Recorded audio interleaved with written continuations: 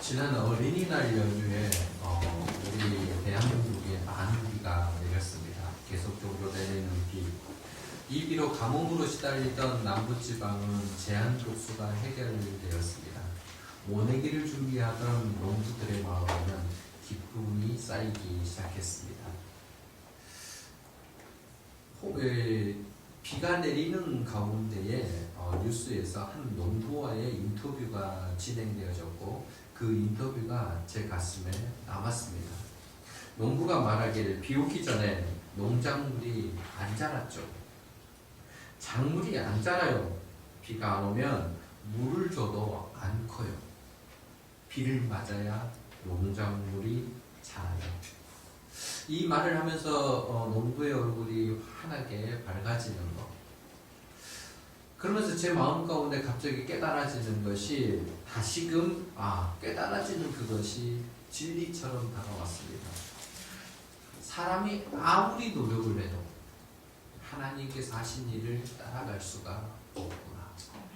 하나님이 하신 일을 사람이 능가할 수 없음을 이 비 한 가지에서도 확인할 수가 있다라고 제 마음 가운데서 새겨지게 되더라고요. 특별히 많은 비가 필요한 모내기철에 하나님께서 우리의 필요를 아시고 그 비를 내려주신 겁니다. 우리 인생에도요, 풍성한 열매를 바라는 삶을 사는 것은 모두가 똑같은 마음일 겁니다. 인생들마다 다 나도 풍성하고 우리의 자녀들도 풍성하기를 원합니다. 그런데 열매는 그냥 얻어지지 않습니다. 반드시 수고가 뒤따르게 되는 거죠. 그런데 이 수고도 시기에 맞는, 때에 맞는 수고를 해야지 때를 앞서든지 뒤서든지 하면은 헛수고가 될 수 있습니다. 농사를 짓는 데 있어서 시기는 매우 중요하죠. 씨앗을 준비하는 시기, 씨앗을 뿌리는 시기. 씨앗이 뿌려지고 열매를 맺히기 전까지 자라게 하는 시기. 그리고 열매가 자랐을 때 추수하는 시기. 이처럼 각각의 때에 맞는 시기들이 있다라는 겁니다. 그 시기를 잘 맞춰서 준비해야 합니다. 모내기를 한다고 하면서 물을 준비하지 못한다면 그것은 헛수고가 될 수밖에 없습니다. 준비가 잘 돼야지. 시기를 알고 때에 맞는 준비가 되어야만 풍성한 열매를 기대할 수 있습니다. 풍성한 열매를 맺기 위한, 우리 모두 인생의 그 열매들이 맺혀지기 위한 준비를 할 수 있어야 합니다. 우리가 오늘 읽은 마태복음 13장에는 하나님의 나라 비유입니다. 천국 비유라고 그러죠. 그런데 7가지가 등장이 되어집니다. 씨 뿌리는 자의 비유, 겨자씨 비유, 누룩 비유, 가라지 비유, 밭에 감추인 보화 비유, 그리고 진주 비유, 그물 비유입니다. 이 7가지의 비유들은 모두 다 한 가지를 향해 가고 있습니다. 하나님 나라 천국의 비밀이 무엇인지. 하나님의 나라는 그것이 작아 보이고 보잘것없는 시작일지 모르지만 그것이 사실은 이미 예수님으로 말미암아 시작되었고 이것이 장차 우리가 상상할 수 없을 만큼의 커다란 열매를 맺게 될 것이다. 그 열매가 우리에게 주어져 있다는 것을 설명해 주는 게 천국 비유의 주된 이야기입니다. 그래서 천국이 우리에게 임한다라는 것은 하나님께 택함을 받은 백성들이 그 택함으로 말미암아 내 안에 있는 죄성들을 고백을 하고 죄로부터 자유로움을 얻은 그 사람이 다시금 하나님께서 부어주신 은혜와 복으로 이 땅을 풍성하게 살아가는 것, 이것이 천국 비유에 담겨있는 뜻입니다. 그런데 이 천국 비유 중에서 가장 많은 분량을 차지하고 있는 내용이 뭐냐면 우리가 오늘 읽은 본문이죠. 씨 뿌리는 자의 비유입니다. 그런데 이 씨 뿌리는 자의 비유에서 씨 뿌리는 자가 중요한 것인지 아니면 씨를 받아들이는 땅이 중요한 것인지. 그런데 신기하게도 이 한 그 밭에 4개의 또 밭이 있다라고 설명을 합니다. 그럼 하나의 밭인데 어떻게 밭이 4개가 있을 수 있을까? 생각해 보셨습니까? 가능할까요? 우리 땅에 보면 이렇게 딱 넓게 펼쳐져 있는 이 땅에 어떻게 4개의 밭이 가능할까? 우리의 생각으로는 불가능하죠. 그러나 이스라엘 땅을 보면은 가능해집니다. 유모세 목사님이 쓴 열린다 성경에 보면은 이런 이스라엘 농사에 관한 글들이 실려져 있는 거죠. 이스라엘 땅은 그렇게 크지도 않지만 뭐 풍요로운 땅이 그리 많지는 않습니다. 풍요로운 땅이라고 그럴 때 특히 비옥한 토양에서 가장 평야지대를 갖고 있는 유명한 것이 이스라엘 평야라고 그럽니다. 이스라엘 평야 지도에서 볼 수 있듯이 이 지중해 연안에 있는 곳이 평야지대입니다. 그런데 꺾여서 올라가서 꺾인 지역, 여기가 이스라엘 평야입니다. 이 평야는 너무너무 풍성하죠. 사진을 보시면은 이렇게 넓은 우리나라 뭐 호남 평야 이런 것처럼 곡창지대가 되어 있습니다. 그런데 이 땅은 이스라엘 땅에서 매우 풍요로운 땅이기 때문에 신약 시대에는 로마가 이곳을 다스려 버렸습니다. 구약 시대에는 지중해 연안 그 해안 지역을 가나안 원주민들이 자리를 잡고 있었거든요. 블레셋을 비롯한 그들이 자리를 잡고 있기 때문에 이스라엘 백성들은 중앙산지에 있는 척박한 땅을 가지고 살았습니다. 그런데 이 척박한 땅을 그곳에서 개간을 해서 살아야 되는데 이게 산과 골짜기로 되어 있는 곳이기 때문에 그저 넓은 평야가 아닌 거예요. 그래서 개간을 하는데 계단식 농지를 가질 수밖에 없는 거죠. 그걸 테라스 농경지라고 그럽니다. 그러니까 층층 계단이 있는 거예요. 계단이 있는데 이 계단이 있다 보니까 위에서부터 비가 오면 이게 흙들이 밑으로 쭉 내려올 거 아닙니까? 그러면 이 고운 흙들이 밑에서 이렇게 자리를 잡는 거예요. 가장 밑 하단 지역이 좋은 땅입니다. 왜요? 흙들이 다 쌓여서 이렇게 있기 때문에. 그러면 그 위에 테라스와 테라스 사이들이 있는데 사람들이 오가야 될 거 아니에요. 그래서 길이 열려져 있습니다. 이게 길가밭이에요. 이 길가밭 위로 딱딱한 이 길가밭 위에 농경지에서 이제 올라가잖아요. 그러면 위에서는 계속적으로 뭐예요? 비가 오거나 뭐가 하면 이게 밑으로 내려오잖아요. 그냥 남는 게 뭐겠어요? 흙이 없는 거예요. 그게 돌짝밭이에요. 그러니까 토양이 없어지고 바위만 남는 그 지역이 이제 돌짝밭이 되는 거죠. 그리고 테라스와 테라스들이 있는데 사람들이 농부가 손이 닿지 않는 곳들이 있을 거 아니에요. 그곳에서는 이제 가시덤불이 자라기 시작한 거죠. 그래서 가시덤불이 있는 밭이 되는 겁니다. 그래서 가시떨기, 그러니까 4개의 밭이 되는데 좋은 땅이 있지만은 돌짝밭과 그리고 길가밭과 돌짝밭과 그 다음에 가시떨기 밭이, 그래서 한 이 농지 안에 4개의 밭이 만들어지는 겁니다. 이 4개의 밭을 이렇게 일구어가는 농부는 이른비가 내리면은 이제 이른비에서 쟁기질을 합니다. 땅을 쟁기질을 해놓고 그리고 나서 바구니에 씨앗을 가지고 나가는 거죠. 그래서 씨앗을 우리처럼 이렇게 심는 게 아니라 뿌리는 거야. 이제 뿌리는 겁니다. 이 테라스 농지니까 이게 뿌려요. 그러니까 이 씨앗이 뿌려지면서 이게 튕기기 시작하는 거예요. 좋은 밭에도 떨어지고 이런 곳에 떨어지기 시작을 하는 겁니다. 척박한 땅을 이렇게 뒤엎는 수준에 이제 뭐 씨앗을 뿌리고 나서 쟁기질을 하잖아요. 근데 보통 2번 합니다.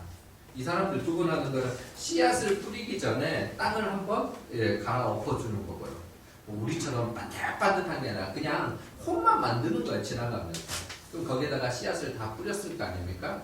뿌리면 2번째 쟁기질을 합니다. 한 번 해서 이제 뿌려진 그 씨앗이 이제 흙으로 덮어지도록 한 번 더 쟁기질을 하고 다니는 거예요. 재미난 거는 이게 다 끝난 다음에 목자들이 소나 양, 짐승들을 데리고 그 밭을 지나다닙니다. 그러면 무엇이 되겠어요? 짐승의 발굽이 씨앗을 누르기 시작한 거죠. 그러면 이게 깊게 이게 패이기 시작을 해서 이제 단단한 씨가 이렇게 흙으로 덮어지기 시작한다는 거죠. 이게 농사예요, 그들의. 근데 이 농사는 여기까지는 이제 사람이 노력을 하는데 그 다음에는 할 게 없어요, 솔직히. 하나님께 맡기는 거죠.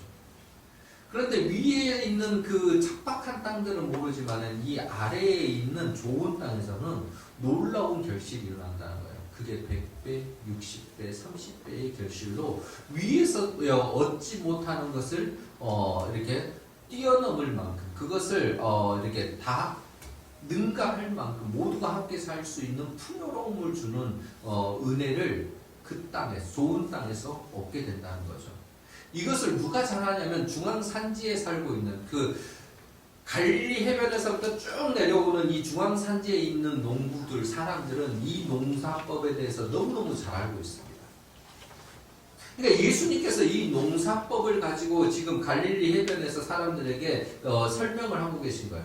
모르는 이야기가 아니라 생활에 아주 밀접하고도 깨닫기에 쉬운 말씀을 지금 전하고 있는 거예요. 그런데 이런 말씀을 전했음에도 불구하고 오늘 성경이 뭘 이야기하냐면 그들이 들어도 깨닫지 못하고 아니 오히려 보지 않았다고 이야기를 하고 있는 거죠. 왜 그럴까? 11절 말씀입니다. 대답하여 이르시되 천국의 비밀을 아는 것이 너희에게 허락되었으나 그들에게는 아니 되었나니. 제자들이 예수님께 물었어요. 아니 예수님 왜 비유로 말씀하십니까? 사실 이거 비유라고 말하기도 어려운 그렇게 어려운 내용이 아니기 때문에 쉬운 내용인데 깨달아지지 않으면 비유가 돼버리는 겁니다. 근데 깨달아지지 않으니까 말해요. 그러니까 예수님께서 하나님께 허락된 자는 그것이 깨달아지고 허락되지 않는 자는 그게 깨달아지지 않는다라고 말씀하셔요. 하나님의 나라는 벌써 임했거든요. 예수님이 오심으로 임했습니다. 예수님이 오심으로 하나님의 나라는 시작이 되어졌는데 완성 단계는 아직 아니라는 거죠. 그런데 이 완성 단계를 지금 너희들은 보고 있다라는 거예요. 예수님이 행하신 일들 하나하나 십자가 사건으로 말미암아 또 다시 오실 예수님으로 말미암아 영원한 나라가 이루어질 건데 그것을 지금 무리들도 제자들도 보고 있다라는 겁니다. 근데 이게 보여진다라 그래서 모두가 볼 수 있는 게 아니라는 거예요. 눈에 펼쳐져 있는데 말씀으로 들려지고 있는데 그들이 깨닫지를 못하면 의미가 없다라는 거죠. 그런데 이것을 누가 열어주시냐면 하나님께서 열어주시고 하나님께서 보고해 하신다는 거죠.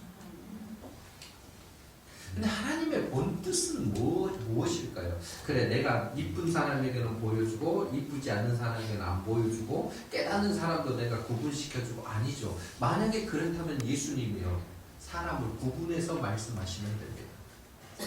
그런데 오늘 본문에 마태복음 13장의 시작을 보시면 13장 1절과 2절 보시면 그날 예수께서 집에서 나가사 바닷가에 앉으시매 큰 무리가 그에게로 모여들거늘 이렇게 돼 있거든요. 큰 무리가 모여드는 거예요. 수많은 이들 제자들만 있는 게 아니라 나머지 큰 무리들이 모여서 예수께서 배에 올라가 앉으시고 온 무리는 해변에 서 있더니. 그러니까 뭐냐면 예수님이 숫자가 너무 많으니까 한꺼번에 말을 전하시기가 어려운 거예요. 그래서 그들과 떨어진 겁니다. 그래서 배에 오르시고 해변에서 듣기에 편하시도록 이야기하시는 거예요. 왜? 배에서 말씀하시면 배에서 바람이 불기 때문에 말씀이 더 멀리 갈 수 있습니다. 그래서 최대한 예수님의 말씀이 그들에게 전해지기를 원하셨던 거예요. 결국 이 말은 뭐예요? 예수님의 본 마음, 하나님의 본 마음은 뭐냐면 모두가 하나님의 나라, 천국의 비밀을 알기를 바라시는 겁니다. 그런데 그들이 준비가 안 된 거예요. 깨닫지를 못하는 겁니다. 무리들은 말씀이 전달됐음에도 불구하고 그것을 받아들이지도 않았고 받아들이려고 하는 태도도 없었다라는 거예요. 반면에 제자들은 달랐습니다. 제자들은요 예수님이 하시는 말씀에 그들은 열심히 따라가려고 했던 거죠. 이 하나님의 말씀이 있음에 그들은 이게 무엇인지를 알고 예수님이 하신 말씀을 놓치지 않으려고 했습니다. 그럼 여기서 씨 뿌리는 자의 비유에서 씨는 씨앗은 뭐냐면 하나님의 말씀입니다. 말씀이 전달되는 것, 말씀은 생명력이 있거든요. 생명력 있는 이 말씀을 받고 싶은 거였어요. 그리고 이 말씀이 역사를 일으키고 변화를 일으키고 사람들을 성장시키고 성숙시킨다는 것을 제자들은 알고 있습니다. 이것은 우리에게도 마찬가지인 거죠. 말씀이 전달되어질 때, 말씀이 즉 뿌려질 때에 그 말씀을 받는 자는 복된 자이고 그렇지 않는 자는 조금 손해보는 거고 어리석은 자가 될 수 있습니다. 말씀의 위력은 아무리 강조해도 부족함이 없습니다. 말씀의 위력은, 생명력은 우리를 살리고 남음이 있습니다. 어떤 경우에도 이 말씀이 우리 가운데서 역사할 수 있도록 우리는 준비해야 됩니다. 또 이 말씀을 부지런히 전달해야죠. 언제, 누가, 어떤 경우에 그 말씀으로 인해 변화될지 모르니까 우리는 뿌리는 자의 수고를 아끼지 마셔야 합니다. 누구든지에게 말씀을 전하는 자. 그 사람이 안 들을 것 같은데 아니요, 그건 우리 판단인 거고 말씀의 역사는 누구에게든지 가능합니다. 그렇기 때문에 우리 말씀을 전하는 자의 역할을 잘 감당하셔야 합니다. 말씀이 복음이고 복음은 곧 예수 그리스도이십니다. 그런데 이런 생명력 있는 말씀이 전달되어지고 뿌려지는데도 불구하고 이 말씀의 능력이, 그러니까 전하는 예수 그리스도나 아니면 그 생명이신 그 말씀이나 여기는 문제가 없는 거예요. 이건 완벽합니다. 근데 완벽한 것이 전달되더라도 받는 밭에 문제가 생긴다면 문제가 생기는 거예요. 의미가 없어지는 거예요. 밭이 준비가 안 되면. 앞에서 말씀드렸습니다만 시기에 따르면 준비가 안 되면 말씀이 지금 전달됐던 받을 만한 밭이 열려져야 되는데 열려지지 않으면 아무 의미가 없다는 거예요. 밭에 문제가 있다는 거죠. 오늘 본문에 이야기합니다. 13절 보시면 그러므로 내가 그들에게 비유로 말하는 것은 그들이 보아도 보지 못하며 들어도 듣지 못하며 깨닫지 못함이다. 말씀이 뿌려져서 그들에게 들려졌음에도 불구하고 그들에게 보여줄 수 있을 만큼 예수님이 생활에 밀접한 곳으로 그들에게 전달했음에도 불구하고 그들은 보지도 못하고 듣지도 못하고 있다는 거예요. 이유를 설명하십니다. 왜 그렇게 됐는가? 15절 말씀. 이 백성들의 마음이 뭐라고 그럽니까? 완악하였어서 그 귀는 듣기에 둔하고 눈은 감았으니 이는 눈으로 보고 귀로 듣고 마음으로 깨달아 돌이켜 내게 고침을 받을까 두려워함이라 하였느니라. 이게 지금 말씀을 받지 못하는 이스라엘 무리들의 상황이에요. 상태예요. 그들의 밭의 상태입니다. 완악하여졌더라. 강팍해졌다는 거죠. 지각이 없는 거예요. 깨달을 만한 지각이 없는 거고 좀 더 말하면 무반응이에요. 무감각한 상태가 됐다는 거죠. 근데 이거보다 더 심각한 건 그 다음 말씀인데 듣지 않으려고 작정을 해버린 거예요. 눈과 귀를 막아버렸습니다. 이유가 뭐예요? 이유가 뭐예요? 그 다음에 있잖아요. 이 말씀을 받아가지고 들어가지고 내가 새롭게 변화될까? 두려워. 아니 변화되고 새롭게 되어지는 것에 감사해야 되는데 혹시 그렇게 될까봐 두려워가지고 막아버렸다는 거예요. 세상에 이런 어리석은 자가 어디 있습니까? 이런 어리석고 둔한 자들이 어디 있습니까? 그들의 그 모습이에요. 아니 나 좀 변화시켜 주십시오. 새롭게 변화되는 것이 우리 인생의 삶이 새롭게 되어지는 거는요. 뭐 때문이요? 전환점이 만들어지는 건 깨달음이에요. 뭔가 인생에 깨달음이 있을 때 사람들마다 뭐가 되어집니까? 바뀜이 있어요. 삶의 동기, 살아가야 되는 이유 다 깨달음 속에서 이루어지는 거잖아요. 삶의 전환은 그때그때 일어나는 거거든요. 근데 그 깨달음이 오는 것이 혹시 그런 것이 내게 올까봐 두려워해버린 겁니다. 옆에 있다면 한테 쥐어받고 싶은 마음이 드는 정도 아닙니까? 근데 그게 지금 우리들의 상태라는 거예요. 마음밭이 준비되지 않은 사람들의 상태가 그렇다라는 겁니다. 하나님의 말씀을 들을 때 변화된다라는 건 그들이 자동적으로 알고 있는 내용과 같다는 거죠. 하나님의 말씀이 들어오면 변화될 것이 맞는데 이게 들어오면 하나님의 말씀으로 변화되지 않고 세상의 욕심대로 살고 싶어라는 것이 이 마음 가운데 가득 채워져 있으니까 그거 말고 듣지 않고 보지 않고 오히려 변화되기를 두려워하면서 뒤로 돌아서 버리는 그들의 마음이라는 거죠. 하나님의 말씀이 들려줘도 보여줘도 의미가 없게 되버린 거죠. 혹시 우리 가운데 이런 마음들이 있다면 우리는 진짜 심각한 질병에 빠져 있는 거거든요. 말씀이 있는데 말씀에 대한 기대가 없어요. 묵상을 해가는데 묵상에 대한 기대감이 없어요. 그럼 아무 의미가 없어요. 기도를 해도 습관적으로 하는 거라면, 예배를 드려도 이게 예배에 무감각적인 반응으로 드린다면 우리는 병든 겁니다. 그저 내 하고 싶은 대로, 내가 원하는 대로, 내 간섭하지 말고 내 마음대로 살고 싶다면 이거는 좋은 밭이 아니라는 거예요. 준비된 밭이 아니라는 겁니다. 씨 뿌리는 비유를 들은 무리들이 다 그런 상태였다는 거예요. 앞에 잠깐 말씀드렸는데 근데 제자들은 달랐다는 거예요. 제자들은 예수님의 말씀을 들으려고 합니다. 여러분, 무리들과 제자들이 함께 비유를 들었어요. 이 비유를. 그런데 무리들은 예수님의 말씀을 듣고 다 가버렸습니다. 근데 제자들은 여전히 예수님 앞에 가가지고 예수님 왜 이렇게 말씀하셨습니까? 이 의미를 알고 싶고 깨달으시고 더 간절한 마음이 있었다는 거예요. 말씀에 대한 간절함이 있으니까 예수님이 그것을 풀어서 설명을 또 해주십니다. 그 말씀을 왜 이렇게 간절히 요구했을까요? 그게 생명인 줄 알았으니까요. 예수님 옆에서 함께 살면서 예수님과 함께 살아가면서 그들이 받은 게 뭐예요? 예수님으로 인해 구원이 왔다는 거예요. 예수님으로 인해서 자기들의 삶이 변화된 걸 깨달았던 거예요. 예수님으로 인해서 우리의 삶들이 새롭게 되어졌다라는 거, 억울이었는데, 세리였는데, 이런 그 사람들로부터 지탄받고 인정받지 못한 내 인생 자체가 예수님으로 인해 변화되기 시작했다는 걸 그들은 알고 있었던 겁니다.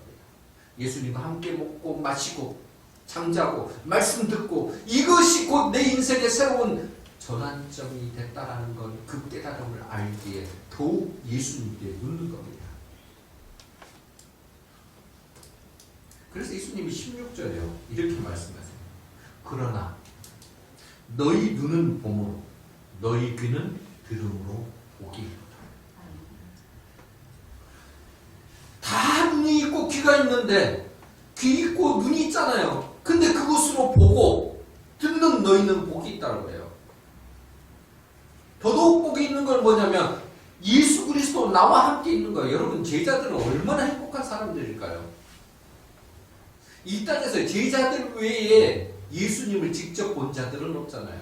그 당시의 사람들 외에는. 제자들처럼 예수님과 함께 먹고 자고, 우리도 말씀에 따라서 하지만 우리는 말씀과 약간은 직접 눈으로 보고 듣는 건 아니잖아요. 근데 제자들은 직접 눈으로 보고 함께 생활을 했으니까. 그래서 말씀하세요. 선지자들도, 구약의 선지자들도, 예언자들도 그 예수님의 메시아의 말씀을 듣고 싶었으나 그들은 못 들었다.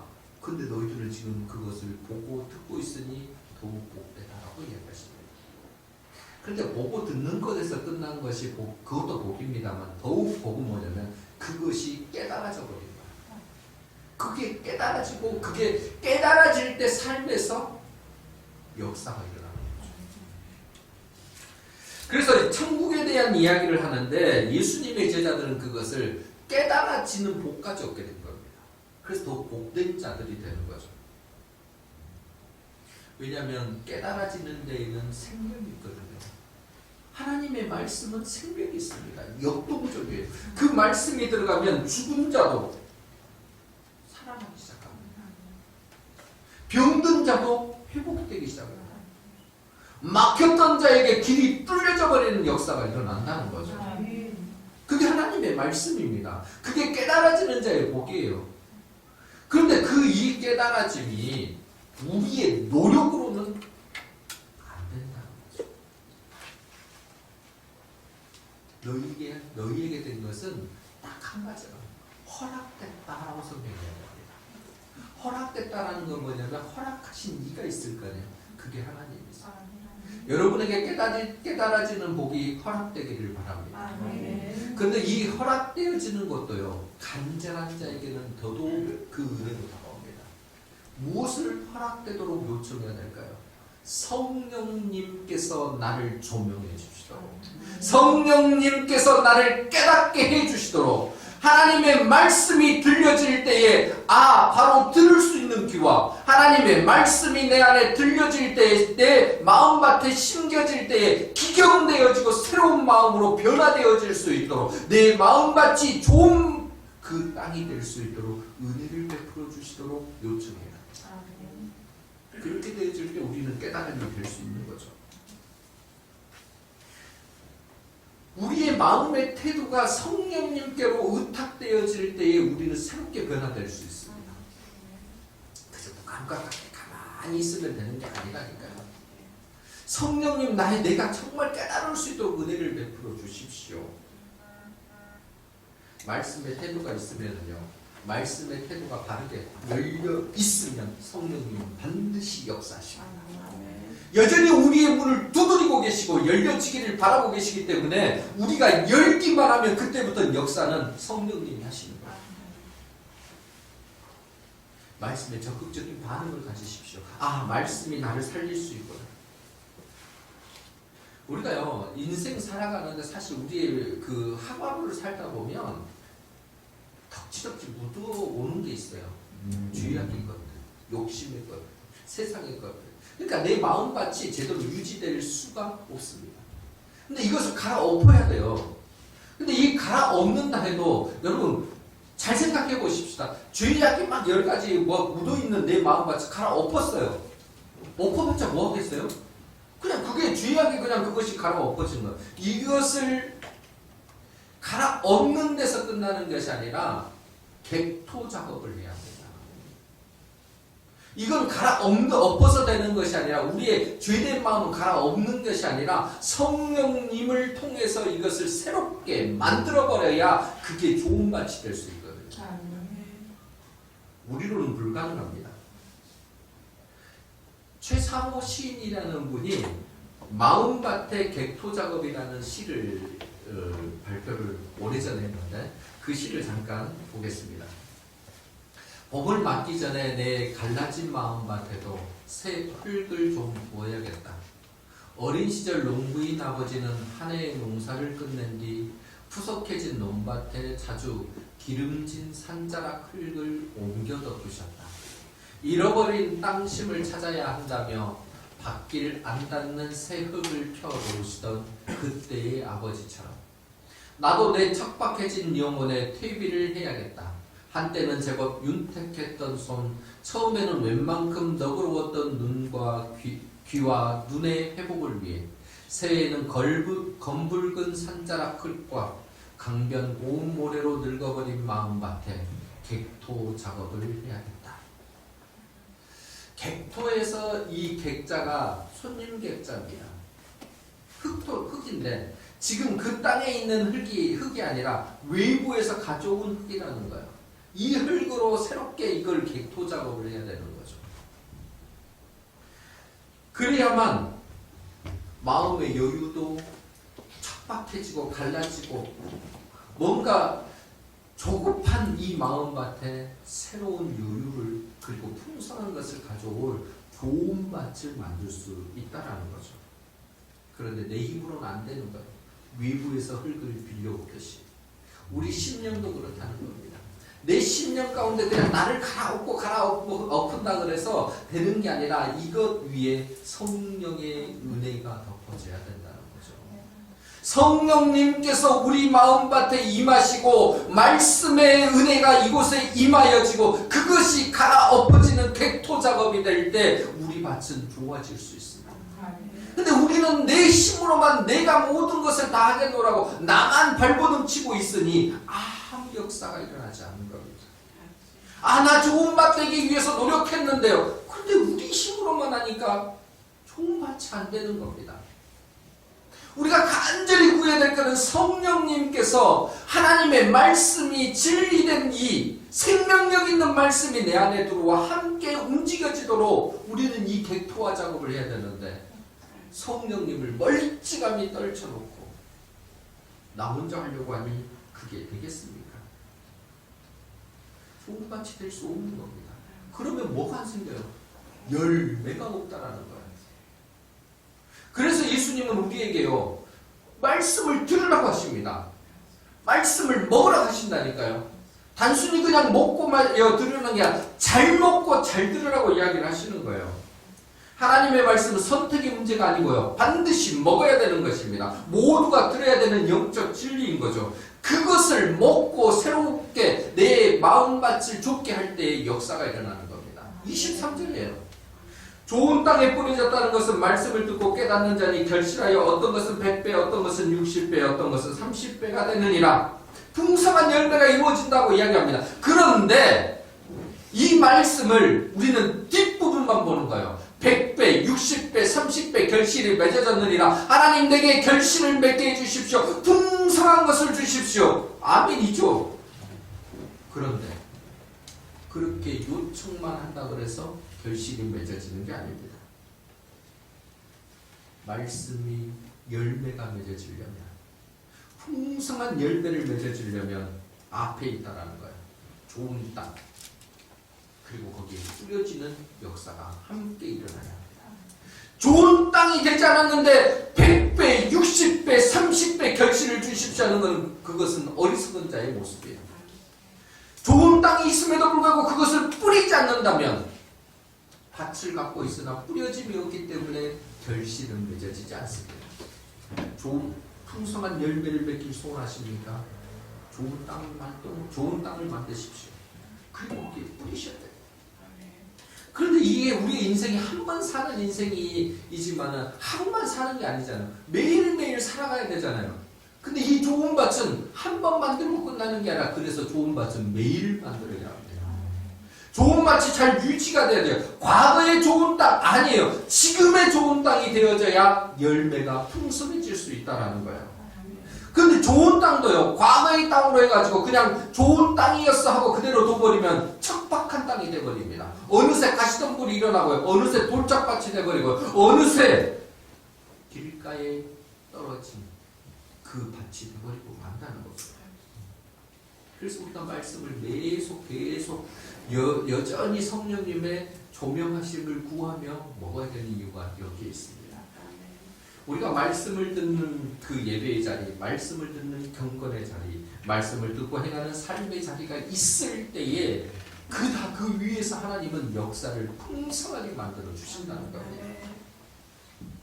좋은 밭에 우리가 정말 열매가 맺어져 그것의 풍성함을 누리는 우리 모두가 되기를 바랍니다. 그런데 이게 오래대로 그 장성한 대로 있으려면 뿌려진 그 씨앗이 뿌리를 깊게 내려야 합니다.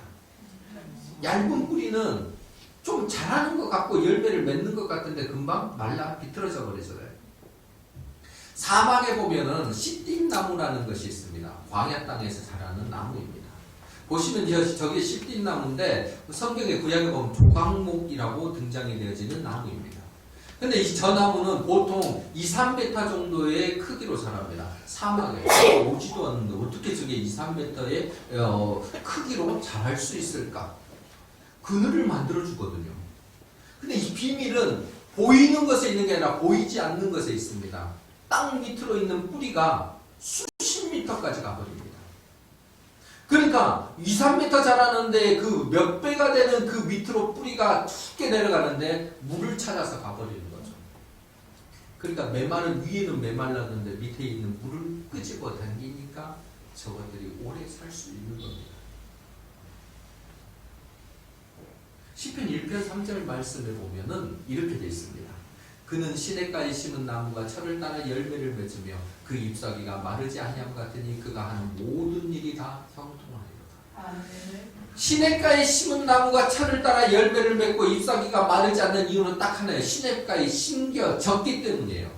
시냇가에 심겨져서 물을 끊임없이 받아들일 수 있기 때문에 철을 따라 열매도 맺고 잎사귀가 마르지 않는 겁니다.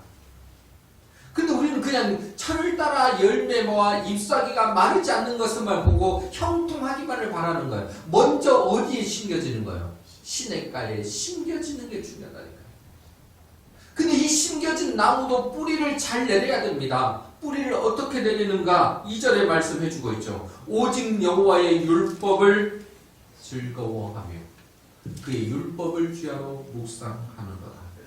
오직 여호와의 율법을 즐거워하여 그의 율법을 주야로 묵상할 때에 이게 뿌리를 내리는 거예요. 묵상이 뭘까요? 묵상이라는 것이 이 내면화 작업이에요. 말씀이 있는데 뿌리를 내리도록 내 삶 속에서 내면화시키는 겁니다.